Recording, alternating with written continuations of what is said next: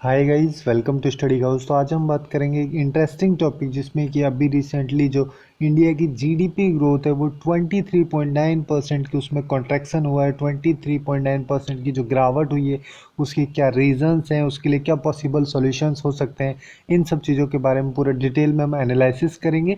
और अगर आपको ये वीडियो यूजफुल लगे then do like share and subscribe to study house. Okay, so let's start. So अभी रिसेंटली हुआ क्या कि जो एनएसओ है, जिसको कि नेशनल स्टैटिस्टिकल ऑफिस बोलते हैं, उसके द्वारा खुद का एक डाटा रिलीज किया गया है जिसमें इंडिया की जो जीडीपी है, जिसको ग्रॉस डोमेस्टिक प्रोडक्ट बोलते हैं, उसकी ग्रोथ रेट को 23.9% की उसमें गिरावट बताई है। जो 2020 का या 2020-21 का जो फाइनेंशियल ईयर है उसका जो फर्स्ट क्वार्टर है, जो कि अप्रैल से जून तक का था, इस क्वार्टर की जो गिरावट है इसमें 23.9% की है। अगर हम इसको लास्ट ईयर 2019 का जो फर्स्ट क्वार्टर था अप्रैल से जून का, उससे कंपेयर करते हैं तो, और ये 1996 के बाद में 1996 के बाद का सबसे शार्पेस्ट कॉन्ट्रैक्शन, सबसे शार्पेस्ट यहाँ पे गिरावट हुई है इंडिया की जीडीपी ग्रोथ में। और उसके साथ साथ जो जीवीए है, ग्रॉस वैल्यू एडेड जो है, उसकी ग्रोथ रेट की भी बात करें तो उसमें भी यहाँ पे डिक्लाइन हुआ है 22.8% का इस 2020-21 की जो फाइनेंशियल ईयर है इसके फर्स्ट क्वार्टर में। तो इन सब चीज़ों को समझने से पहले हमें बेसिक पता होना चाहिए कि जो एनएसओ है, जिसको नेशनल स्टैटिस्टिकल ऑफिस बोलते हैं, ये एक्चुअली में है क्या। ये बेसिकली एक सेंट्रल स्टैटिस्टिकल एजेंसी है गवर्नमेंट ऑफ इंडिया की, जिसको स्टैटिस्टिकल सर्विसेज एक्ट जो 1980 में लाया गया था उसके अंडर इसको एस्टेब्लिश किया गया था। बेसिकली जो ministry of statics and programme implementation की जो मिनिस्ट्री है उसके अंडर में ये आती है।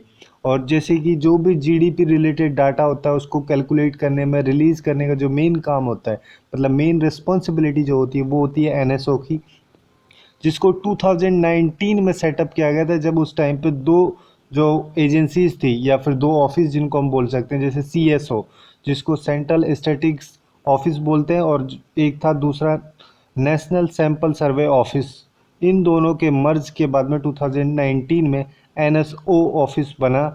और यहाँ पे जो भी मतलब बिजनेसेस होते हैं, जैसे डाटा से रिलेटेड, या फिर जैसे मान लो जो भी डाटा जीडीपी वगैरह का जो भी कैलकुलेशंस होती हैं, या फिर जो रिलीज रिपोर्ट की जाती है एनएसओ के द्वारा, वो सारी इंटरनेशनल स्टैंडर्ड्स पे बेस्ड होती हैं, उन सब का जो प्रोसीजर होता है। तो अब यहाँ पे अगर हम जीडीपी के बारे में बात करें, जिसको कि ग्रॉस डोमेस्टिक प्रोडक्ट बोलते हैं, ये बेसिकली किसी भी इकोनॉमी की, जो भी वहाँ की, जैसे मान लो किसी भी एक कंट्री की जो एनुअल आउटपुट होता है गुड्स एंड सर्विसेज का, उसकी टोटल वैल्यू को हम जीडीपी बोलते हैं। ठीक है, यहाँ पे नॉर्मली होता क्या है कि स्पेसिफिक टाइम के लिए होता है, बट जनरल केसेस में हम एनुअली बेसिस पे एक ईयर के लिए ही देखते हैं। तो जो भी गुड्स एंड सर्विसेज उस कंट्री में प्रोड्यूस किए जाते हैं उनकी टोटल वैल्यू को जीडीपी हम बोलते हैं। जैसे कि अगर इसको टेक्निकल टर्म में अगर इसका फॉर्मूला हम देखें तो GDP equals to private consumption plus में ग्रॉस इन्वेस्टमेंट और प्लस में गवर्नमेंट स्पेंडिंग और प्लस में एक्सपोर्ट माइनस इंपोर्ट। और इसका फॉर्मूला होता है GDP is equal to C plus I plus G plus X minus M. तो यहाँ पे सी जो होता है वो कंजप्शन के लिए यूज़ किया गया है, और आई जो है यहाँ पे इन्वेस्टमेंट के लिए यूज़ किया गया है, और जो जी है वो गवर्नमेंट स्पेंडिंग के लिए यूज़ किया गया है, एक्स एक्सपोर्ट के लिए, और एम इंपोर्ट के लिए यूज़ किया गया है। तो अब अगर हम इन टर्म्स को समझें, जैसे प्राइवेट कंजप्शन जो है वो एक्चुअली में होता क्या है, जैसे आप हो गए या फिर हम हो गए, तो हमारा जो नॉर्मल कंजप्शन होता है, इंडिविजुअल का जो कंजप्शन होता है, जैसे कि फूड्स वगैरह, रेंट, ज्वेलरी, या फिर गैसोलीन, या फिर उसके अलावा जैसे मेडिकल एक्सपेंसेस होते हैं, इन सारी चीज़ों को हम प्राइवेट कंजप्शन में काउंट करते हैं। उसके अलावा जैसे ग्रोस इन्वेस्टमेंट है, तो यहाँ पे जिस मान लो कोई भी नई माइन है, अगर उसका कंस्ट्रक्शन किया जा रहा है, सॉफ्टवेयर का परचेज किया जा रहा है, कोई भी मशीनरी को परचेज किया जा रहा है, उसके अलावा अगर जो फैक्ट्री है उसके लिए इक्विपमेंट्स की रिक्वायरमेंट है, उन सबको ख़रीदा जा रहा है। और उसके अलावा जैसे कि जो हाउस होल्ड होते हैं, घर वगैरह, नए हाउस को परचेज किया जा रहा है, तो ये सारी चीज़ें आती है ग्रॉस इन्वेस्टमेंट में। और उसके अलावा जैसे कि जो भी पब्लिक सर्वेंट्स होते हैं, गवर्नमेंट सर्वेंट जो होते हैं, उनकी जो सैलरीज होती हैं, या फिर इंडियन गवर्नमेंट या सेंट्रल गवर्नमेंट के द्वारा जो भी वेपन्स खरीदी जाती हैं मिलिट्री के लिए, और इसके अलावा कोई भी जो इन्वेस्टमेंट किया जाता है गवर्नमेंट के द्वारा एक्सपेंडिचर के फील्ड में, वो सारा गवर्नमेंट स्पेंडिंग में आता है। और नॉर्मल जो एक्सपोर्ट होता है, एक्सपोर्ट तो एक कंट्री के द्वारा जो बाकी कंट्रीज़ में एक्सपोर्ट किए जाते हैं गुड्स एंड सर्विसेज, वो एक्सपोर्ट होता है, और किसी और कंट्री से जो लिए जाते हैं वो इम्पोर्ट होता है। तो इन सब के थ्रू ही जो जीडीपी है उसको कैलकुलेट किया जाता है। बट अगर हम जीवीए की बात करें तो जीवी जो ए है वो बेसिकली जिसको ग्रॉस वैल्यू एडिड हम बोलते हैं, ये किसी भी कंट्री की जीडीपी उसके प्लस में जो सब्सिडीज एंड टैक्सेस जो होते हैं इकोनॉमी में, उन सब का सम जीवीए होता है। मतलब कि अगर ग्रॉस वैल्यू एडिड का फॉर्मूला देखें तो जीडीपी प्लस में प्रोडक्ट्स पे जो सब्सिडी दी जाती है, उसके अलावा जो प्रोडक्ट्स पे टैक्स लगता है, उसको अगर माइनस कर दें तो जीवीए की हमारे पास में वैल्यू आती है। तो यहाँ पे मतलब बेसिक ये हो गया कि जैसे जो भी गुड्स एंड सर्विसेज प्रोड्यूस की जाती हैं किसी इकोनॉमी में, अगर उनमें से जो इनपुट की कॉस्ट है, रॉ मटेरियल की जो कॉस्ट है, उन सबको अगर हटा दिया जाए तो जब जो कॉस्ट आती है या फिर प्रोडक्शन की जो गुड्स एंड सर्विसेज की जो कॉस्ट आती है, उसको हम जीवीए या फिर ग्रॉस वैल्यू एडिड बोलते हैं। अब यहाँ पे जो 2020-21 फाइनेंशियल ईयर का जो फर्स्ट क्वार्टर जो कि अप्रैल से जून तक था, इस क्वार्टर के लिए जो यहाँ पे एस्टिमेशंस दिए गए हैं, वहाँ पे अगर हम सेक्टर वाइज देखें तो यहाँ पे जैसे एग्रीकल्चर, फॉरेस्ट्री और फिशिंग सेक्टर जो है, इसको अगर 2019-20 से कंपेयर करें तो उस टाइम पे 3.0% का वहाँ पे इंक्रीमेंट था, ग्रोथ रेट थी। और अभी 2020-21 फाइनेंशियल ईयर के लिए 3.4% का यहाँ पे इंक्रीमेंट है। और ये ही जो एग्रीकल्चर वाला सेक्टर है, बस यही एक ओनली सेक्टर है जहाँ पे पॉजिटिव ग्रोथ है। जैसे कि आप लोग यहाँ पे देख सकते हैं, बाकी सब में नेगेटिव ग्रोथ है। जैसे कि अभी अगर हम बात करें जैसे कंस्ट्रक्शन या फिर जैसे मैन्युफैक्चरिंग और कंस्ट्रक्शन की बात करें, तो मैन्युफैक्चरिंग में 3% का इंक्रीमेंट था 2019-20 के जो फाइनेंशियल ईयर का फर्स्ट क्वार्टर था उसमें। और अभी यहाँ पे 2020-21 के लिए 39.3% का डिक्रीमेंट हुआ है, नेगेटिव में है। उसके अलावा कंस्ट्रक्शन में 50.3% का डिक्रीमेंट हुआ है। और जैसे ट्रेड्स वगैरह हो गई, या फिर होटल्स हो गया, ट्रांसपोर्ट हो गया, या फिर कम्युनिकेशन की जो सर्विसेज होती हैं जैसे ब्रॉडकास्टिंग वगैरह से रिलेटेड, उन सब में 1920 में 2019-20 में जो इंक्रीमेंट था वो 3.5% का था, जो अभी 47% का वहाँ पे डिक्रीमेंट हुआ है। और उसके अलावा जैसे पब्लिक एडमिनिस्ट्रेशन, डिफेंस या फिर और सर्विसेज जो होती हैं, उन सब में 2019-20 के जो अप्रैल जून का जो क्वार्टर था उसमें 7.7% का इंक्रीमेंट था, जो अभी 2020-21 के में 10.3% का यहाँ पे डिक्रीमेंट हुआ है। तो यहाँ पे मतलब जो भी इकोनॉमिक एक्टिविटीज़ हुई हैं इन सारे सेक्टर्स में, मैन्युफैक्चरिंग सेक्टर, कंस्ट्रक्शन सेक्टर और ट्रेड एंड होटल ट्रांसपोर्ट वाला जो कम्युनिकेशन सेक्टर है, इन सारे सेक्टर्स में बेसिकली यहाँ पे ये बताया जाए जो भी इकोनॉमिक एक्टिविटीज़ हुई इस फर्स्ट क्वार्टर में 2020-21 के लिए, इस फर्स्ट क्वार्टर में जो भी इकोनॉमिक एक्टिविटीज़ हुए हैं वो पेंडेमिक की वजह से या फिर कई सारे जो लॉकडाउन लगे हैं सीरीज़ में, अभी जैसे कि लॉकडाउन चल रहे हैं, इन टाइप की जो सिचुएशन है, इन सब की वजह से यहाँ पे ये काफ़ी ज़्यादा इसमें कॉन्ट्रैक्शन, एक गिरावट आई है। और अगर हम इस जीडीपी कॉन्ट्रैक्शन के फैक्टर्स की बात करें, मतलब जो जीडीपी है जिसको कैलकुलेट जिस फॉर्मूले से किया जाता है, तो यहाँ पे जो गिरावट हुई है उसको अगर हम देखें उसके फॉर्मूले के बेसिस पे ही, तो जैसे उसमें फर्स्ट फैक्टर था प्राइवेट कंजप्शन। ओके, तो अगर फाइनेंशियल ईयर 2019-20 की जो फर्स्ट क्वार्टर का अगर हम वहाँ पे देखें तो वो बेसिकली 19.92 मतलब अराउंड 20 लाख करोड़ रुपीज़ का यहाँ पे एक्सपेंडिचर है। और अगर 21 फाइनेंशियल ईयर के फर्स्ट क्वार्टर के लिए देखें तो वो 14.61 है। तो यहाँ पे जो डिक्रीमेंट हुआ है वो अराउंड 27% का डिक्रीमेंट हुआ है। और ये जो सेक्टर है प्राइवेट कंजप्शन का, ये जो इंडियन इकोनॉमी है उसका बिगेस्ट इंजन है, जिसकी हेल्प से जो जीडीपी है वो डिफाइन की जाती है। जीडीपी की जो ग्रोथ होती है वो मेनली इस पे डिपेंड करती है। और उसके अलावा जो सेकंड है जिस पे डिपेंड करती है वो है ग्रॉस इन्वेस्टमेंट। अगर हम इसको भी देखें तो यहाँ पे 11 लाख था, ठीक है, और 2021 में अराउंड 6 लाख है। तो यहाँ पे भी डिक्रीमेंट हुआ है 47% का। तो इन दोनों जो मेन चैनल है जिनकी वजह से जो जीडीपी है वो डिपेंडेंट होती है, इन दोनों में काफ़ी ज़्यादा डिक्रीमेंट हुआ है। उसके अलावा जो एक सेक्टर है गवर्नमेंट एक्सपेंडिचर का जो सेक्टर है, वहीं पे इंक्रीमेंट हुआ है बस 16% का। और उसके साथ साथ यहाँ पे भी हुआ है जो एक्सपोर्ट माइनस इंपोर्ट का जो सेक्शन है वहाँ पे इंक्रीमेंट हुआ है, जैसे कि आप लोग यहाँ पे भी देख सकते हैं। तो इसका मतलब यहाँ पे ये नहीं है कि ये काफ़ी अच्छी चीज़ है। नॉर्मल सिचुएशन में होता क्या है कि जो एक्सपोर्ट माइनस इंपोर्ट का जो सेक्शन होता है, तो वो हमेशा नेगेटिव में होता है, क्योंकि इंपोर्ट जो है वो काफ़ी ज़्यादा होता है एक्सपोर्ट के कंपैरिजन में।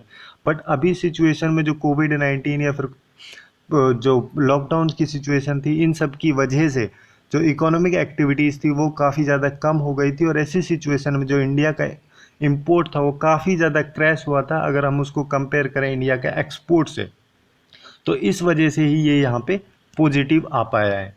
अब यहाँ पे इसके कई सारे इम्प्लीकेशंस होंगे, जैसे जॉब वाले सेक्टर की अगर हम बात करें तो जैसे सबसे ज़्यादा अफेक्टेड थे कंस्ट्रक्शन या मैन्युफैक्चरिंग सेक्टर्स, और ये जो सेक्टर्स हैं ये सबसे ज़्यादा जॉब क्रिएट करते हैं।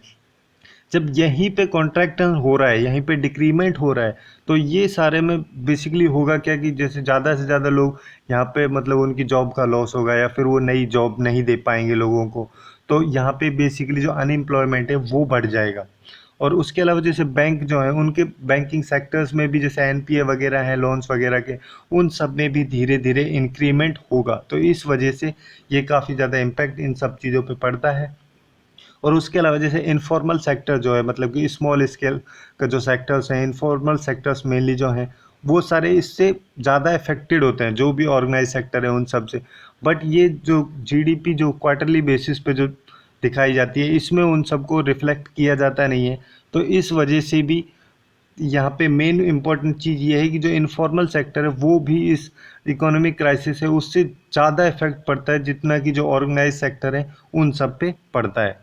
और इंडियन इकोनॉमी जो है उस पे भी जो जीडीपी का कॉन्ट्रैक्शन हुआ है इससे काफ़ी ज़्यादा इफेक्ट पड़ेगा। और जैसे कि यहाँ पे कुछ जो रिसर्चर्स हैं उन सब के द्वारा यहाँ पे बोला जा रहा है कि जो फुल ईयर की जो जीडीपी ग्रोथ होगी वो काफ़ी ज़्यादा प्रॉब्लमेटिक या वर्सन हो सकती है, काफ़ी ज़्यादा ख़राब हो सकती है। यहाँ पे बेसिकली ये बोला जा रहा है कि जो एस्टिमेशन अभी किया जा रहा है वो 7% का डिक्रीमेंट किया जा रहा है, जो 7% जीडीपी ग्रोथ में डिक्रीमेंट होगा इस 2021 फाइनेंशियल ईयर के लिए। अब इसके कुछ पॉसिबल सॉल्यूशंस देख सकते हैं। मेनली यहाँ पे हो क्या रहा है कि जैसे लॉकडाउन या कोविड-19 की वजह से जो इंडिविजुअल हैं जैसे आप और हम हैं, उनकी जो इनकम है वो बेसिकली काफ़ी ज़्यादा रिड्यूस हो गई है। तो जब इनकम ही रिड्यूस हो जाएगी, मतलब उनके पास पैसे ही नहीं होंगे, तो जो कंजप्शन उनका होगा चीज़ों को खरीदने का वो उन्हें काफ़ी ध्यान से खरीदेंगे, तो वो भी जो कंजप्शन है वो भी काफ़ी ज़्यादा गिरेगा। तो जब वो कंजप्शन काफ़ी ज़्यादा गिर जाएगा तो जिसके द्वारा वो प्रोडक्ट प्रोड्यूस किए जा रहे हैं, जिस बिज़नेस के द्वारा वो प्रोडक्ट में इन्वेस्टमेंट किया जा रहा है, तो वो इन्वेस्टमेंट भी धीरे धीरे डिक्रीमेंट होएगा, क्योंकि उसमें तो इन्वेस्टमेंट करने का फ़ायदा ही क्या जब वो डिमांड ही नहीं है उतनी। तो ऐसी सिचुएशन में अब यहाँ पे गवर्नमेंट ये ना तो इंडिविजुअल्स को बोल सकती है कि आप लोग ज़्यादा पैसे स्पेंड करो, ज़्यादा चीज़ें खरीदो, और ना ही बिजनेसमैन को बोल सकते हैं कि तुम लोग इन्वेस्ट करो, कि जब सप्लाई ही नहीं हो रही, जब डिमांड ही नहीं है तो सप्लाई करके करेंगे क्या। तो ऐसी सिचुएशन में गवर्नमेंट के पास में बस एक ही सॉल्यूशन बनता है कि जैसे जो जीडीपी है उसको बूस्ट करने के लिए बस गवर्नमेंट के द्वारा ही किया जा सकता है। तो इसमें गवर्नमेंट कर क्या सकती है, गवर्नमेंट जैसे कि जैसे बिल्ड रोड्स वगैरह हो गए, ब्रिजेस वगैरह हो गए, या फिर जो जो पब्लिक सर्वेंट्स हैं उन सब की सैलरीज हो गई, उन सबको इंक्रीज़ करके उन सब में इम्प्रूवमेंट करके वहाँ सब पे पैसे इन्वेस्ट किए जाएं, जिससे कि शॉर्ट टर्म पीरियड के लिए जो इकोनॉमी है उसको रिवाइव किया जा सके। बट अगर इन सब पे गवर्नमेंट स्पेंड नहीं करती है एडिक्वेटली, तो यहाँ पे जो इंडियन इकोनॉमी है वो काफ़ी लॉन्ग टाइम लगेगा उसको रिकवर होने में। और इसके अलावा एक इंस्टीट्यूट की रिपोर्ट आई थी, मैकेंजी ग्लोबल इंस्टीट्यूट की, उसके द्वारा 27 अगस्त 2020 को यहाँ पे कुछ सजेशंस दिए गए थे इंडियन गवर्नमेंट के लिए, जिसकी हेल्प से इंडियन गवर्नमेंट जो जीडीपी को रेज कर सकता है। जैसे कि यहाँ पे कई सारे सजेशन, जो ग्लोबल शिफ्ट की अगर हम बात करें तो जैसे कि जो हेल्थ सेक्टर है, सेफ्टी का सेक्टर है, या सस्टेनेबिलिटी वाला जो सेक्टर्स है, उन सारे सेक्टर्स में इन्वेस्टमेंट करके गवर्नमेंट जो है कुछ ट्रेंड स्टार्ट कर सकती है। उसके अलावा जैसे प्रोडक्टिविटी की अगर हम बात करें तो यहाँ पे उसके द्वारा सजेशंस दिए गए थे कि जैसे गवर्नमेंट ओन्ड जो एंटरप्राइजेज़ हैं, जैसे बड़ी बड़ी जो स्टेट ओन्ड एंटरप्राइजेज़ हैं, उन सबको प्राइवेटाइज किया जाए, जिससे कि उनकी प्रोडक्टिविटी है उसको डबल किया जा सके।